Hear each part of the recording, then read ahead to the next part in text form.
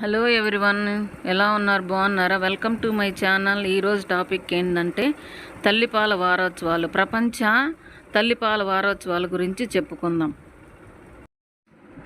బిడ్డ పుట్టగానే ముర్రిపాలు ఇవ్వటం ద్వారా ఇన్ని ఉపయోగాలు ఉంటాయి.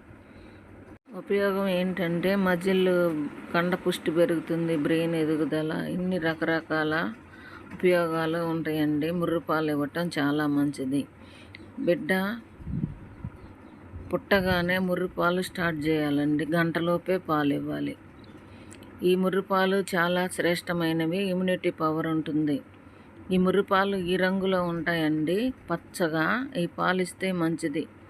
బేబీకి తల్లికి మధ్య దగ్గరగా ఉంచుకోవాలి. ఈ పొజిషన్లో పాలిస్తూ ఉండటం వల్ల పాలు ఎక్కువ డెవలప్ అవుతాయి. పాలు ఇచ్చేటప్పుడు తల్లి చాలా జాగ్రత్తగా హ్యాపీ మూమెంట్తో బేబీని నిమురుతూ బేబీ వైపు చూస్తూ పాలు ఇవ్వాలి. తల్లిదండ్రులు ఇద్దరు కలిసి ఎంజాయ్ చేస్తూ బేబీని ఆడిస్తూ పాలిస్తూ ఉండాలి. పాలు ఇచ్చేటప్పుడు విసుగుగా పాలు ఇవ్వకూడదండి, నిద్రపోతూ పాలు ఇవ్వకూడదు.